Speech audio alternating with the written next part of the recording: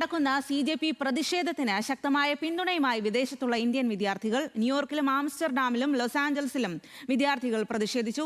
ധർമ്മേന്ദ്ര പ്രധാൻ രാജിവെക്കണമെന്നും ഇന്ത്യയിലെ വിദ്യാർത്ഥികളുടെ അവകാശം സംരക്ഷിക്കണമെന്നും വിദ്യാർത്ഥികൾ ആവശ്യപ്പെടുന്നു. ആദ്യം ആ ദൃശ്യങ്ങളിലേക്ക്.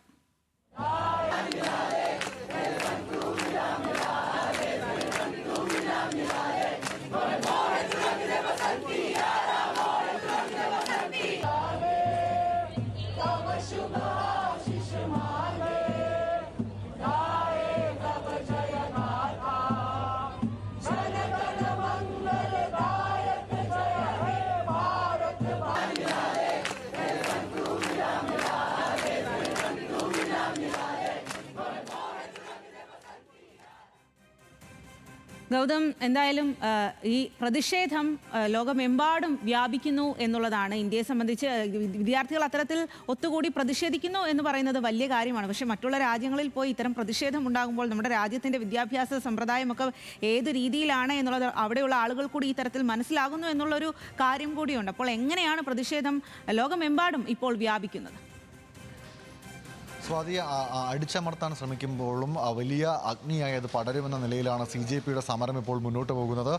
ഇന്ത്യയിലെ വിദ്യാർത്ഥികൾക്ക് പിന്തുണയുമായി രാജ്യത്തെമ്പാടും വ്യാപകമായി തന്നെയുള്ള പ്രതിഷേധങ്ങൾ നടക്കുമ്പോഴാണ് രാജ്യത്തിന് പുറത്തുള്ള ഇന്ത്യൻ വിദ്യാർത്ഥികൾ അവർ പഠിക്കുന്ന സ്ഥലങ്ങളിൽ, സർവകലാശാലകൾക്ക് മുൻപിൽ, അവർ താമസിക്കുന്ന നഗരങ്ങളിലൊക്കെ തന്നെ ബാനറുകളും പ്രതിഷേധ പോസ്റ്ററുകളും മുദ്രാവാക്യങ്ങളുമായി തെരുവിലിറങ്ങുന്നത്. അതിലേറ്റവും പ്രധാനപ്പെട്ടത് ന്യൂയോർക്കിലും ലോസ് ആഞ്ചൽസിലും ആംസ്റ്റർഡാമിലും ഉൾപ്പെടെ ലോകം തന്നെ ശ്രദ്ധിക്കുന്ന പ്രധാനപ്പെട്ട നഗരങ്ങളിലും നഗര കേന്ദ്രങ്ങളിലുമൊക്കെ തന്നെ ഈ പ്രതിഷേധം നടക്കുന്നുണ്ട്. എല്ലാവരും ഉയർത്തുന്നത് ഒരേ ആവശ്യമാണ്: ധർമ്മേന്ദ്ര പ്രധാൻ രാജിവെക്കണം, രാജ്യത്തെ വിദ്യാഭ്യാസ മേഖല പരിഷ്കരിക്കപ്പെടണം, ഇത്തരത്തിലുള്ള ക്രമക്കേടുകൾ ഇനി ആവർത്തിക്കരുത്, ഇതിനെതിരെ ശക്തമായ നടപടി വേണം തുടങ്ങിയ ഇന്ത്യൻ വിദ്യാർത്ഥികൾ ഉയർത്തുന്ന മുദ്രാവാക്യം തന്നെയാണ് വിദേശത്തിലുള്ള പ്രതിഷേധങ്ങൾക്കും പിന്തുണ നൽകിക്കൊണ്ടുള്ള പ്രതിഷേധങ്ങൾക്കും വിദ്യാർത്ഥികൾ ഉയർത്തുന്നത്. അതുകൊണ്ട് തന്നെ ഇത് രാജ്യാന്തര തലത്തിൽ വലിയ ശ്രദ്ധയായി മാറുകയും അന്താരാഷ്ട്ര മാധ്യമങ്ങളിൽ പോലും വലിയ വാർത്തകളായി മാറുകയും ചെയ്യുന്ന സാഹചര്യമാണ് നിലവിലുള്ളത്.